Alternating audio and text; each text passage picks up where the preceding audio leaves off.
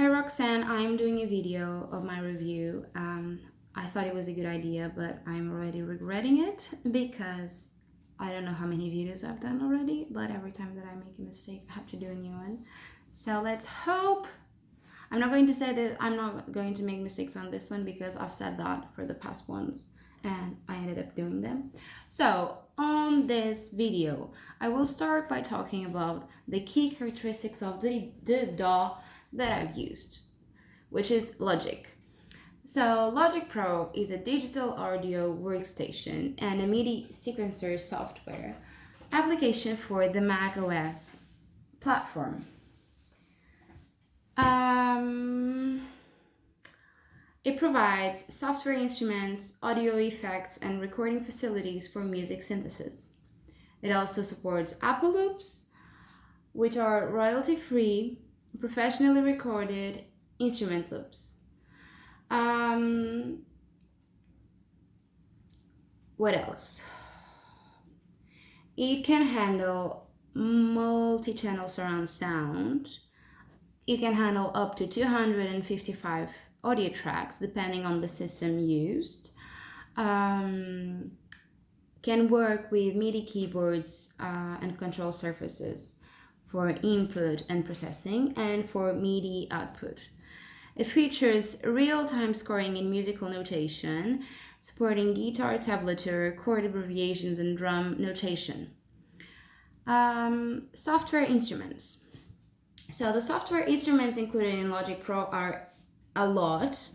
In Logic Pro 10, of course, are a lot. We have from, I'm going to say more or less like related to each,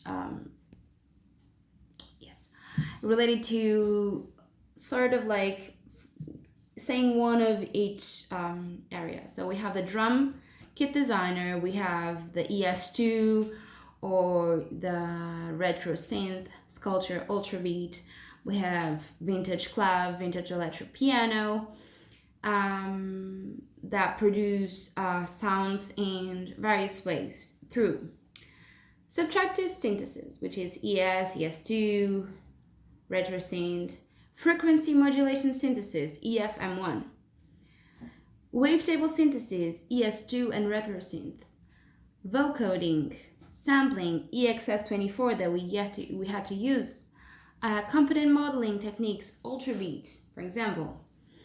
The version 10.2 of Logic Pro 10 also includes Alchemy, a sample manipulation synthesizer that was previously developed by Camel Audio.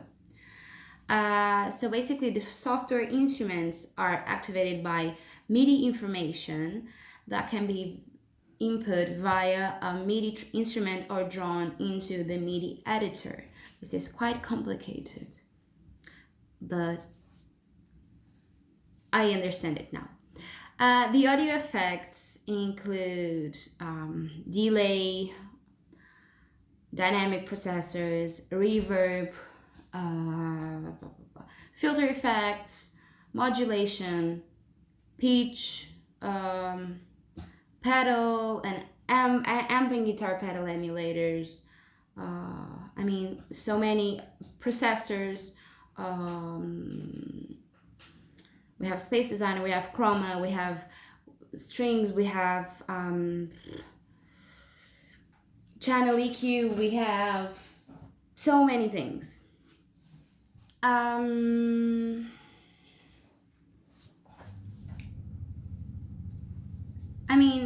If I am going to talk a little bit more about Logic 10, for example, I can say that although, besides Alchemy,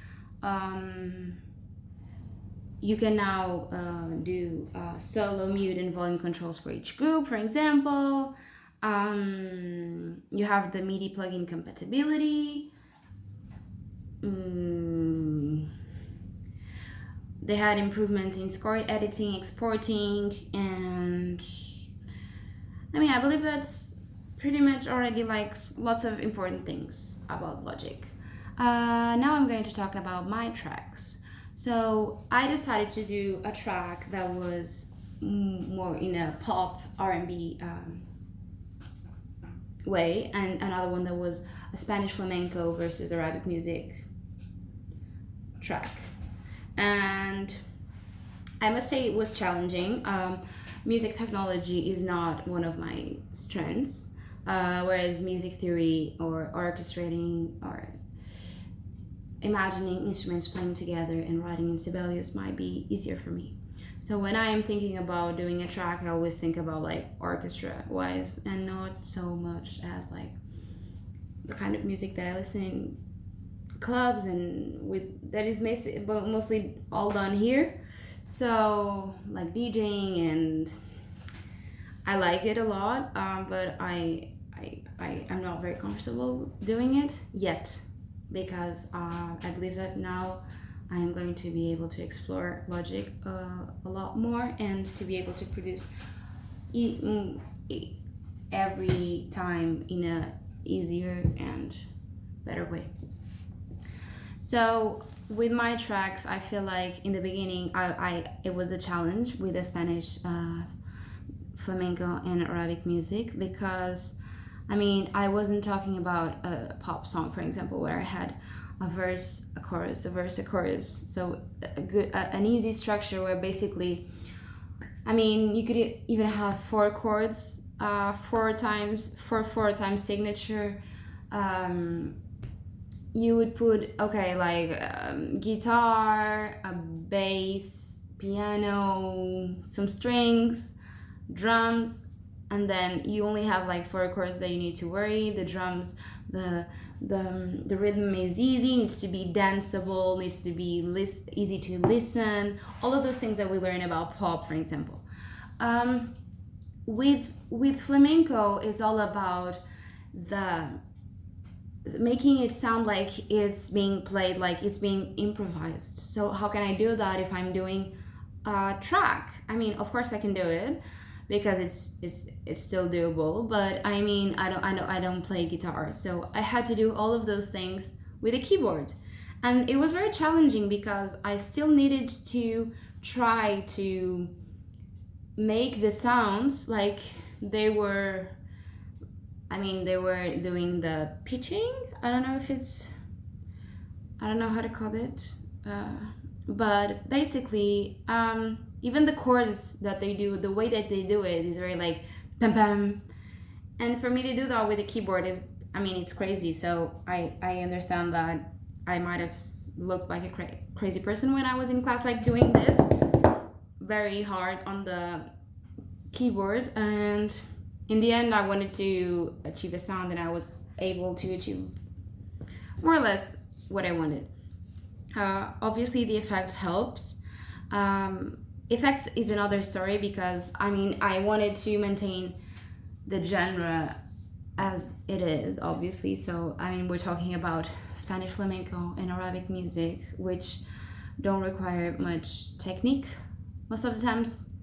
And when I'm saying technique is like, so lots of people that sing flamenco, they didn't have vocal technique.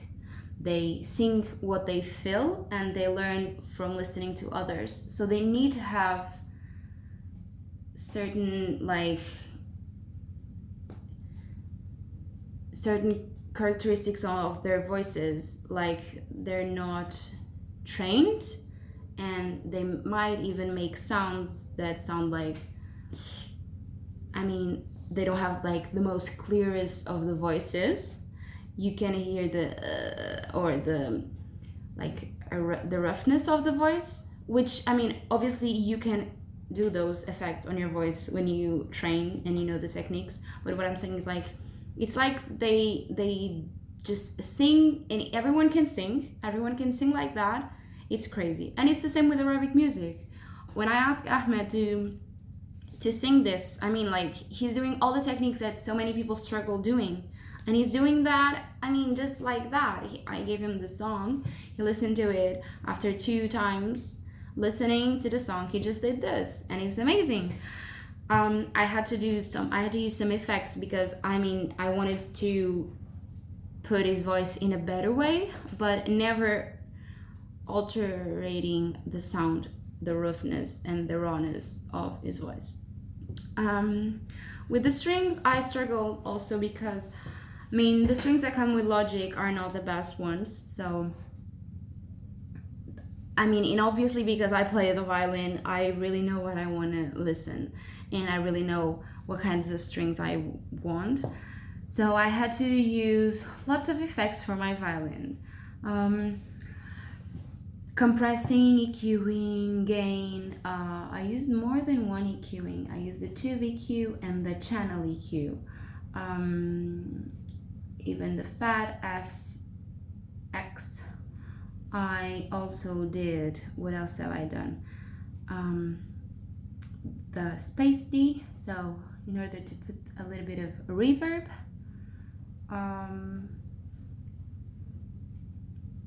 Chroma.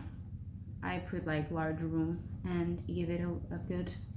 I mean, it's not the best sound, but it was after exploring and after, like, for example, I talked with some music production students, and they helped me like what, and they showed me like what kinds of like effects I could try to look for in Logic to make my violins look better. Even like, for example, with, I mean, I think that like this, the talking is very important because, for example, when I talk with friends and I show them, initially I didn't have any instruments, any vocal, I only had instruments, and I only had 1 minute and I was stuck. So Joy, for example, she said like, you should record Ahmed because he's in our class in vocal techniques, and I didn't know him. So when I recorded Ahmed's voice, I did 3 recordings, and he just like did improvising stuff, and then I was able like to get snips, and I just like cut things, I added here, I added there, and I was able to extend the track until 3 minutes, because what I had, I put my other instrument solos in other places, and so it was much more easier for me to do it once I had the vocal part in it. So that was kind of like a challenge that I was able to surpass in a way, and I was able to accomplish. I mean, I am not happy yet with my song. I believe like it's not yet the way I wanted it to be and the way I imagined it. I had in mind a concert for 3 guitars with Paco de Lucia and 2 other musicians, but I mean, I could never do what they do with Logic. I don't think anyone could ever do it. They are, I mean, real people playing a real guitar. So in a way, I feel like I can't be that hard on myself. But I mean, I know that with the time that we had and with the skills that we learned so far, it's not that bad.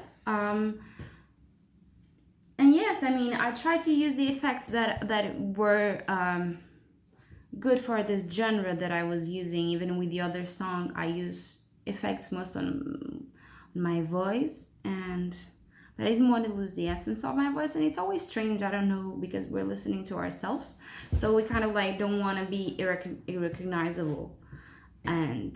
But at the same time, I was like, oh god, that was really bad, because I had to record the vocal part without having anything else. I still didn't know exactly what I wanted to do. I had the melody and the lyrics because I had to do it for Barbara's class. She asked us for a verse and a chorus. And I did it like one day really fast, and then because I was struggling with another track, I ended up doing that one. So yesterday, for example, I was able to record the vocal part in ICMP with a really nice microphone and all of that. But then only after that I was able to put the keys and the cellos. But I feel like there's kind of like, they don't blend that well. The cellos and the keyboards, they blend. But the vocal part, it seems sometimes that I'm pitchy, and I am not usually pitchy. I have clear notions of it, and what I feel like it was just because I didn't recorded the vocal part with the keys, so I didn't have in a way a reference to sing on pitch. I mean, I do hope that you at least find them good enough for you to listen until the end, and And that's it. I mean, I was able finally to do a video without having to delete it and do a new one. And thank you so much. Bye.